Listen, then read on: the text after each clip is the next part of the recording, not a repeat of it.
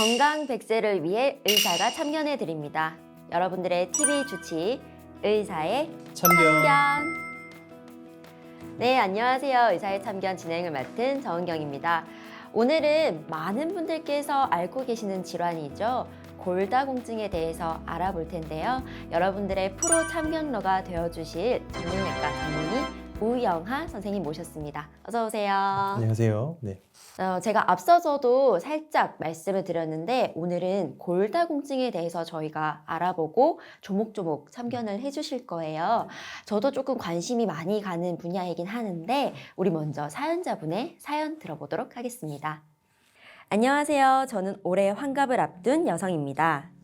2년 전부터 골반이 바늘로 찌르듯이 아프고 허리까지 통증이 이어져 걷는 것도 점점 힘들어졌어요.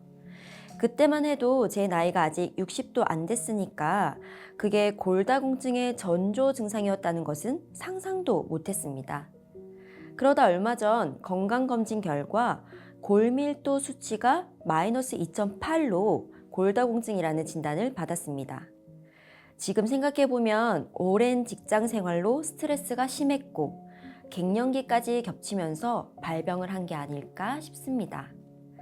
이제는 택배가 와도 바로 현관까지 가는 게 힘들어졌을 만큼 통증이 심한데요. 평소 등산을 좋아하고 누구보다 활동적이었던 편이었다 보니 골다공증 진단 후에 활동에 한계가 생기면서 우울감도 부쩍 심해졌습니다. 의사의 참견 선생님, 제 뼈 건강 다시 예전으로 돌아갈 수 있을까요? 어떻게 관리해야 하는지 알려주세요. 네, 이렇게 사연을 보내주셨는데요. 제가 앞서 말씀드렸듯이 골다공증이 우리 주변에서 굉장히 흔한 질병인 것 같아요. 그런데 이렇게 사연자분의 사연을 읽어보니까 정말 말 그대로 뼈아픈 사연이 아닌가 싶은데요. 선생님, 이렇게 실제로 진료실을 찾는 환자분들 중에 우리 사연자분처럼 중장년층의 환자가 많은 편인가요? 그렇죠. 보통 여성분들이 주로 이제 골다공증 많이 있으시고요. 왜냐하면 여성분들은 폐경이라는 그런 남자와 다르게 이제 폐경기가 있으시니까 이후에는 폐경 전후로는 골다공증이 상당히 이제 많이 체크되시는데 수치로 보면 이제 60대 정도 되면은 무증상이라도 한 60%는 골다공증이 있다고 보시면 될 것 같고 나이 그럼 70대면 한 70%, 80대 이상은 80% 정도. 대부분의 환자분들이 골다공증이 있다고 보시면 되고 남성분들 같은 경우는 보통 한 70대 전후로 해가지고 15% 정도 되는데 대부분이 저희 남자는 폐경이 없으니까 내과적인 질환이라든지 음주, 흡연을 많이 하셔가지고 골다공증이 생길 가능성이 상당히 많습니다. 그러면 방금 수치를 말씀해 주시니까 조금 확 와닿기도 했는데 잠깐 설명을 해주셨는데 확실히 여성분들의 비율이 훨씬 높은 것 같아요. 그게 그렇죠. 방금 설명해 주신 네. 이유 때문인 건가요? 그렇죠. 폐경이 대부분 이제 1차성 골다공증, 2차성 골다공증이 있는데 대부분 이제 폐경 이후에 골다공증이 대부분이고 나머지 다른 내과적인 질환이 있는 경우가 좀 드물게 있죠. 뭐 암이 전이됐다든지 뭐 간담체 쪽에 문제가 있다는 이제 그런 내과적인 질환으로 골다공증이 생기는 경우는 있는데 그런 경우 중에 이제 기저질환이 있어야 발생하는 거니까 모든 환자분들이 다 생기지는 않다고 보는 거죠. 그래서 여성분들이 훨씬 압도적으로 많이 있는 것 같습니다. 근데 제가 듣기로도 요즘에 굉장히 발병률이 점점 높아지고 있고 연령대도 높아진다고 들었는데 아무래도 고령화가 영향을 주는 것 같아요. 그렇죠. 근데 골다공증, 우리가 참 이름은 익숙한 질환인데 저희가 이 질환에 대해서 정확하게 이해를 하고 있지는 못하는 것 같아요. 골다공증이 어떤 질환인지 좀 자세하게 설명 좀 부탁드립니다. 뭐 쉽게 설명하면 이제 뼈 자체가 예를 들어 이제 100% 차 있는 게 골다공증이 없는 상태로 보면은 그 안에 우리가 골밀도 검사하게 되면 이제 스코어가 나오는데 한 70%만 차 있다. 결국은 이제 뼈가 100개 중에 70개가 있고 30개 공기다 하면 이제 골다공증이라는 거고 그 수치에 따라서 뭐 80% 이상 되는 경우는 골 감소증을 볼 수 있고 골다공증은 70%보다 좀 낮게 되면은 뼈가 좀 약한 골다공증이라고 보시면 되고 결국은 뼈의 그런 그 밀도 자체가 꽉 차 있지 않고 뭔가 중간에 구멍이 많이 있는 경우를 골다공증이라고 보시면 되겠습니다. 저도 어렴풋이 들었던 것 같아요. 뼈에 구멍이 생기는 게 골다공증이다라는 얘기는 들었던 것 같은데 이렇게 사연자분의 경우는 직장 스트레스와 갱 갱년기가 겹치면서 발병을 한 것 같다고 하셨거든요. 네. 근데 이런 것들도 골다공증의 원인이 될 수 있나요? 여성분들이 많은데 특히 여성분들 같은 경우는 젊은 여성분들 좀 드물지만 예를 들어 뭐 다이어트에 대한 그런 거 혹은 이제 정신과적으로 거식증이 있다든지 그러니까 식습관 자체가 불규칙하게 되면은 골다공증이 생길 수 있고요. 여성분들 같은 경우 갱년기 오시면은 심리적으로도 내가 그 불안하고 더불어 이제 입맛도 떨어지면서 폐경이라는 이벤트 같이 겹치니까 훨씬 더 빨리 오는 것 같습니다. 저도 들어본 것 같아요. 저희 나이 때 골다공증을 그렇게 방관할 것만은 아니다. 왜냐면 저희 때 저도 그렇고 또래들이 다이어트에 워낙 관심이 많다 그렇죠. 보니까 네. 그냥 무작정 안 먹어서 빼는 다이어트를 하면 여러 가지 이런 비타민이나 많이 빠지긴 하잖아요. 그렇습니다. 그래서 저희도 골다공증에 대해서 조금 신경을 써야 된다라는 이야기는 들었었거든요. 그런데 이렇게 골다공증에도 종류가 있다고 들었습니다. 어떻게 구분이 되는지도 사실 저희는 잘 모르고 저는 한 가지만 있는 줄 알았거든요. 혹시 이 종류와 특징에 대해서도 설명 좀 부탁드릴게요. 아까 앞서 말씀드린 대로 이제 1차성과 2차성이 있는데 1차성은 주로 폐경, 여성분들의 이제 호르몬 자체가 밸런싱이 좀 깨지면서 폐경 이후에 생기는 게 1차성 대부분의 골다공증이고 남성분들 같은 경우는 이제 술을 많이 드신다든지 그리고 담배를 많이 드시고 식습관이 이제 안 좋건 특히나 이제 내과적인 질환이 있게 되면 약을 많이 씁니다. 약물 관련 골다공증이 상당히 많은데 그런 골다공증 2차성 골다공증을 할 수 있죠. 네. 만약에 골다공증이 시작을 되셨다면 네. 이렇게 통증을 느끼면서 뭔가 몸에 이상 반응을 느끼시는 게 대부분일 것 같은데 사실 저는 아직 겪어보지 않아서 잘 모를 수도 있지만 이 뼈의 고통과 근육의 고통을 구분하는 것도 사실 저는 조금 어려울 것 같기도 하거든요. 네. 그런데 우리 사연자분께서는 골반 통증, 그러니까 확실하게 뼈의 통증을 느끼신 것 같은데 골반 통증을 시작으로 허리까지 불편한 증상을 겪었다고 하셨어요.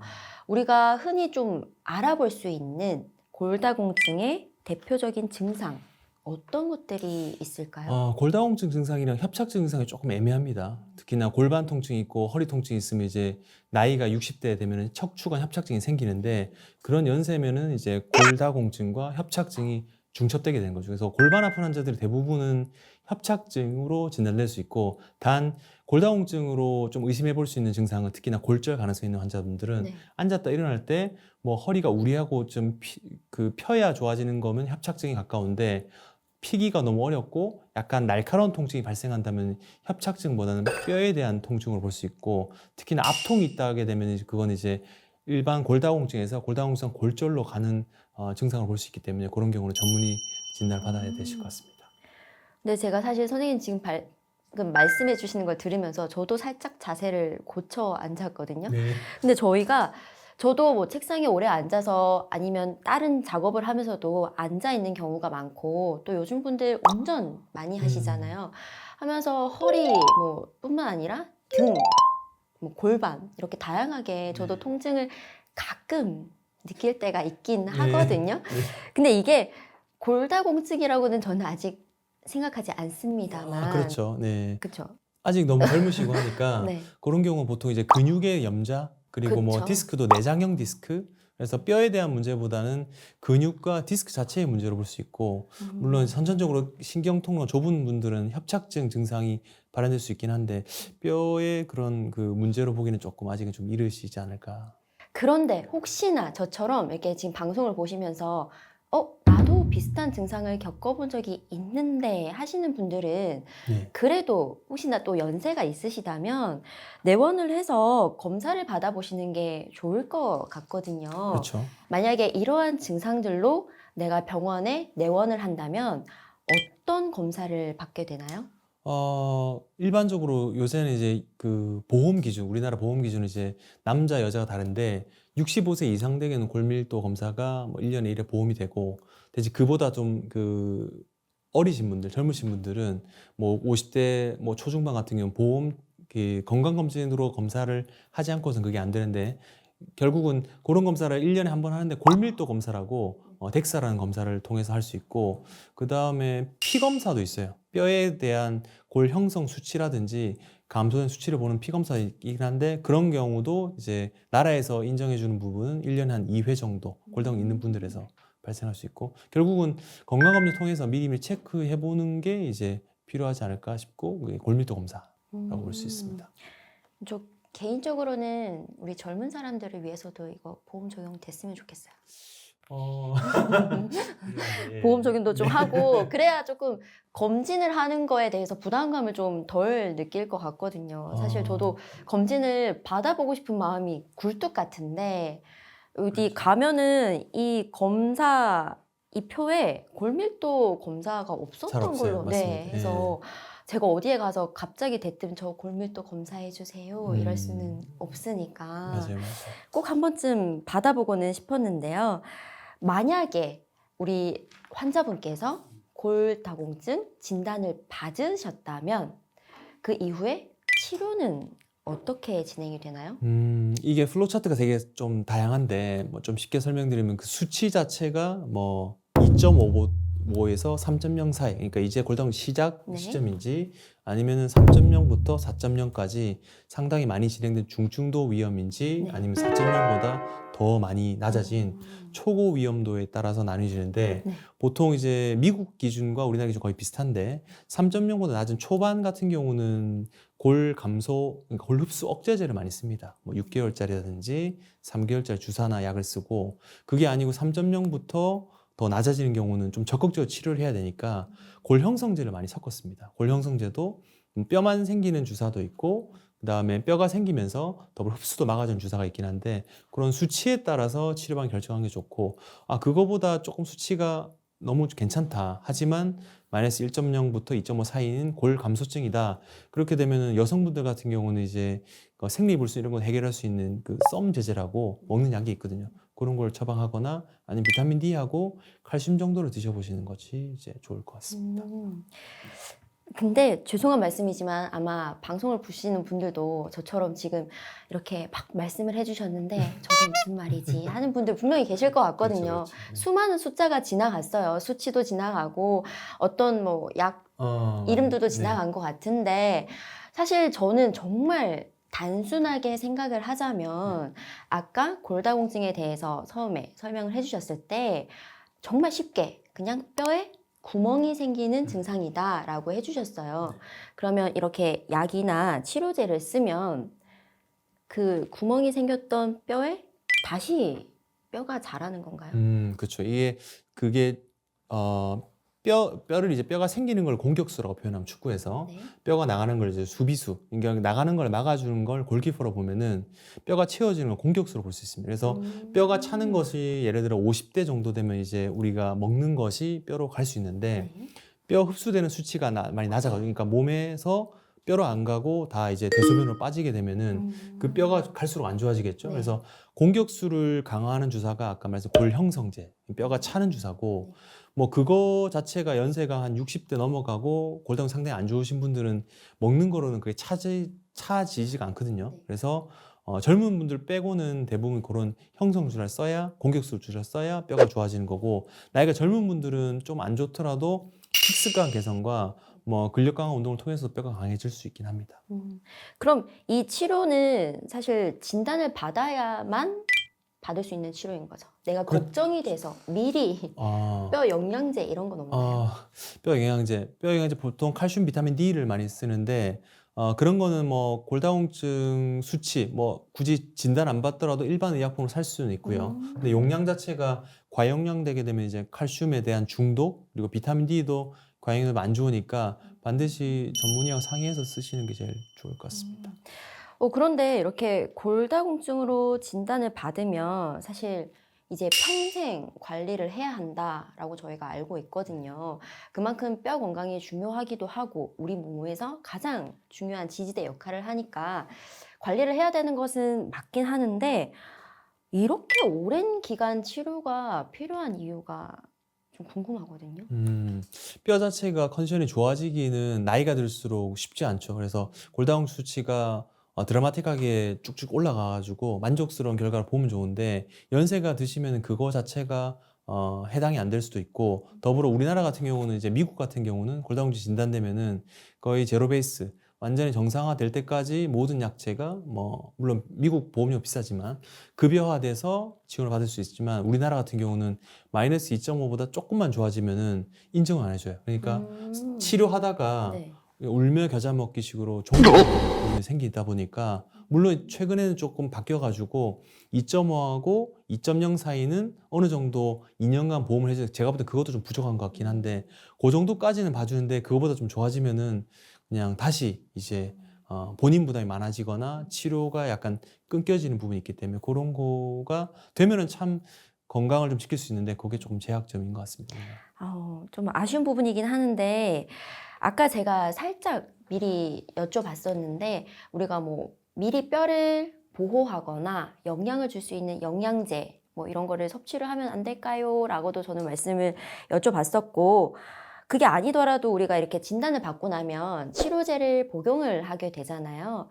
그런데 물론 의사 선생님의 진단에 따른 적절한 복용을 하겠지만 그럼에도 불구하고 간혹 부작용이 생기는 경우도 있잖아요. 그죠? 일단은 좀 그 쉽게 먹을 수 있는 약품으로 보면은 칼슘과 비타민 D를 많이 이제 처방하는데, 칼슘 같은 경우도 이제 콩팥 수치가 많이 안 좋거나 하게 되면 과용량하게 되면 부담이 될 수 있습니다. 그래서 그런 수치를 그 내과 선생님이랑 상의해서 쓰셔야 될 것 같고, 비타민 D도 중독이 될 수 있죠. 그래서 주사를 한 번에 그 맞는 것보다는 데일리로 매일매일 섭취하는 게 좀 훨씬 나을 수 있고, 골다공증 주사 같은 경우는 그 아주 예전에는 엄청 많이 사용했던 비스포스포네이트라는 주사가 있어요. 근데 그거는 골이 흡수가 억제되는, 그러니까 수비수를 강화해주는 그런 건데 그걸 오래 쓰게 되면 일반 기본 정상 뼈도 이제 흡수가 되면서 골절이 생길 수 있어요. 그러니까 그거 대퇴골이라든지 뭐 치과 임플란트 이 하악 쪽 괴사가 생길 수 있으니까 그런 것도 휴약기도 지켜야 되고 그런 여부는 전문의랑 좀 상의를 하셔야 될 것 같습니다. 제가 의사의 참견을 진행하면서 여러 의사 선생님들께 배우는 공통된 부분 하나가 모든 치료 과정은 주치의 선생님과 긴밀하게 그리고 주치의 선생님의 지도를 잘 따르면 사실 그렇게 부작용이나 이상 반응이 잘 안 생기는 것 같더라고요. 그래서 선생님의 말씀을 잘 따르는 게 가장 중요할 것 같은데요. 방금 살짝 말씀해 주셔서 제가 궁금한 게 하나 생겼는데 골다공증 약을 복용하고 있을 때 치과에서 이를 발치한다거나 치과 치료를 받으면 위험할 수 있다라는 얘기를 들었거든요. 네. 그거는 이유가 무엇일까요? 아까 언급한 골 흡수 억제제가 이제 사용될 경우는 임플란트나 염증 치료하게 되면 턱뼈가 괴사되거든요. 네. 그래서 주사 종류에 따라서 뭐 6개월을 끊어야 되는 걸 권고하는 수도 있고 뭐 2개월을 권고하는 경우도 있고 아니면 오히려 뼈 승차에 좋다고 해서 그냥 쓰는 경우도 있는 주사가 있는데 어쨌건 종류별로 나뉘는데 그런 기간 상품마다 끊어야 될 시기하고 끊지 않아도 괜찮은 그런 시기가 정해져 있습니다. 그거 맞춰서 치료하면 될 것 같습니다. 사실 저희 어머니가 저한테 늘 하시던 말씀이 있는데 이렇게 만져보면 뼈가 좀 튼튼하게 자란 것 같다, 태어난 것 같다 이렇게 하셔서 뭐 어머니나 우리 외할머니께서는 뼈 건강 때문에 조금 유의를 하셨는데 너는 건강할 것이다 라고 장담을 하셨거든요. 그런데 이렇게 뼈의 굵기만으로는 사실 그걸 가늠할 수 없는 거잖아요. 없죠. 그죠? 그거를 보려면 이제 엑스레이로 이제 척추 사진이라든지 특히 척추 사진 찍게 되면 이제 공기 음영과 척추뼈의 그런 밀도를 비교할 수 있기 때문에 나이가 젊은 분들도 그 척추뼈 뒤로 공기 음영이 투과되면은 골 감소증이 있겠구나 예상해 볼 수 있으니까 엑스레이 한 장 정도 찍어 보시면 어느 정도 밀도를 좀 체크해 볼 수 있습니다. 그럼 혹시 이렇게 골다공증에 걸릴 위험이 좀 높은 유형이 따로 있나요? 높은 유형이요. 유형 자체는 없고 여성분들이 많은데 조금 드물지만 이제 모유수유하다가 다발성 골절 생긴 경우도 있고 여성분들은 아기 낳고도 좀 취약하고 영양결핍일 때도 취약하고 그다음에 그 폐경 이후도 좀 취약하니까 늘 관심을 가져야 될 것 같습니다. 그럼 이게 유전은 아닌 건가요? 유전인자도 있죠. 그러니까 유전이 이제 부모가 양쪽 부모가 골다공증 있으시면은 네. 자녀가 생기는 경우도 상당히 높아지는 거죠. 그래서 뼈 건강이 안 좋으면은 당연히 미리미리 체크해 보셔야 됩니다. 그러면 계속 말씀해 주시는 게 사실 여성분들의 폐경기 네. 관리라고 해주셨는데 특별하게 우리 폐경기 여성분들께서 뼈 관리에 조금 주의하셨으면 하는 거 혹시 아니면 지켜주셨으면 하는 조언이 있을까요? 일단은 그 뼈를 좀 튼튼하게 하려면 웨이트 베어링, 뭔가 체중을 지지하는 훈련을 해야 뼈가 단단해지는데 여성분들은 잘 하시는 분도 있지만 그 줌바 댄스 있죠? 태극권에 그런 운동을 하게 되면은 뼈 자체가 체중이 실리면서 강해지거든요. 그런 운동 자체 안 하고 숨쉬기 운동만 한다든지 그냥 단순히 걷는 거 좀 빠르게 걷게 하게 되면 뼈가 좀 튼튼해지는데 운동 방법 자체가 뼈가 좀 단단해지는 방법이 있는데 그런 거를 이제 안 하시면은 이제 문제가 생길 수 있죠. 그래서 운동법도 제가 볼 때 조금 가려서 좀 관절에 무리 안 되면서 뼈가 건강해지는 그런 걸로 하시는 게 좋을 것 같습니다. 꾸준하게 운동을 하면서 관리를 하시는 게 좋을 것 같은데요. 그러면 방금 말씀해 주셨듯이 저희가 폐경기 여성뿐만 아니라 골다공증 환자분들이 주의해야 할 합병증에 대해서 우리가 함께 알아보면 좋을 것 같거든요. 네.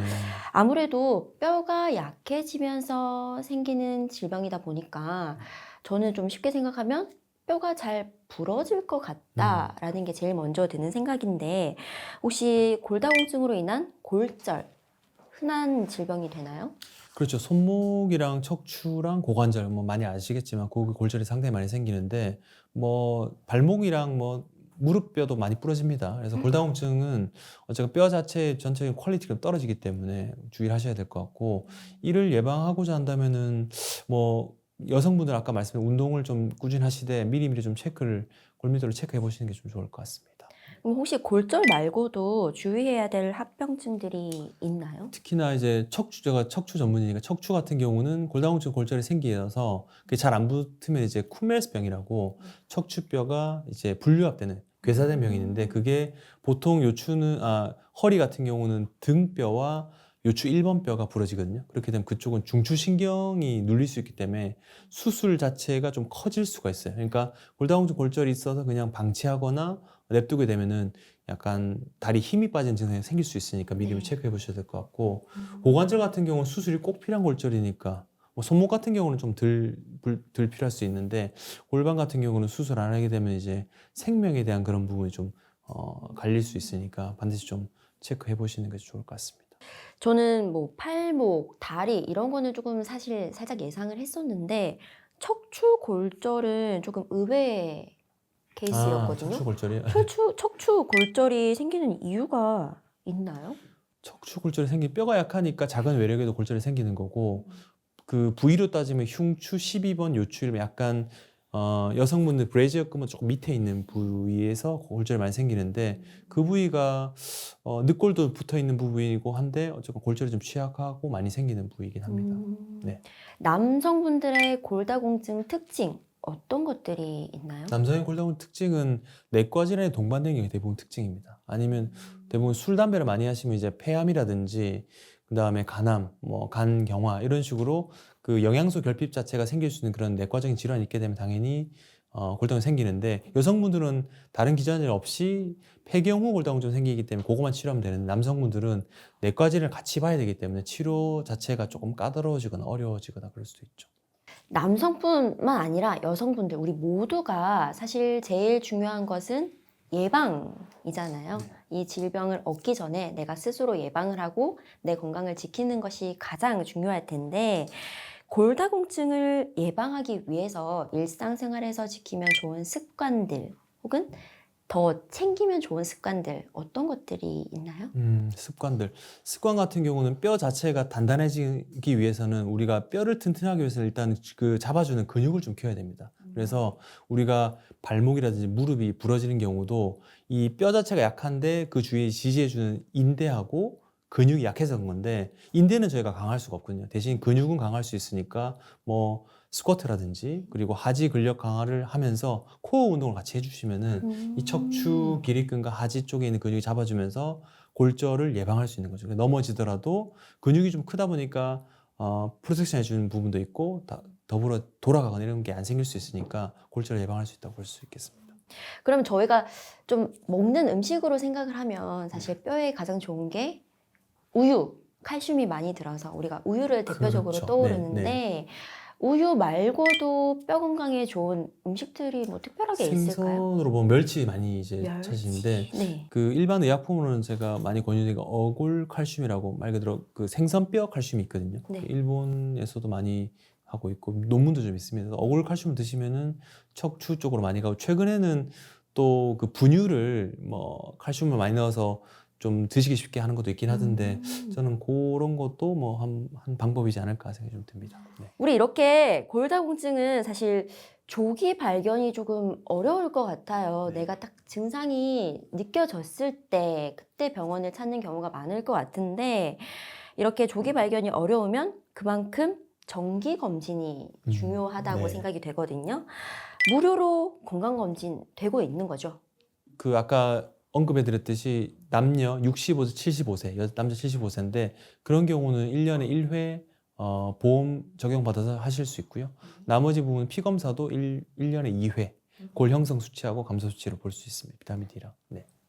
네, 그러면 우리 끝으로 시청자분들께 꼭 참견해 주시고 싶은 말씀이 있다면 부탁드릴게요. 네, 골다공증은 미리미리 관리하지 않으면은 골절이 생기기 상당히 쉬운 취약한 그 질환입니다. 그래서 이 질환 자체가 모든 골절이 생기고 나서 뒤에 고치려면 상당히 많은 시간적, 경제적 비용이 발생하니까 골다공증이 생기지 않도록 미리미리 예방하시는 것이 좋을 것 같습니다.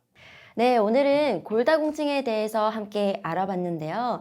우리 몸을 지탱하는 가장 중요한 뼈인 만큼 노년을 위해서도 미리미리 뼈 건강을 챙기시는 게 가장 좋을 것 같습니다. 오늘도 유익한 정보로 조목조목 참견을 해주셨는데요. 우리 다음 시간에도 더 유익한 정보 들고 다시 찾아오도록 하겠습니다. 여러분의 건강을 책임질 TV 주치 의사의 참견.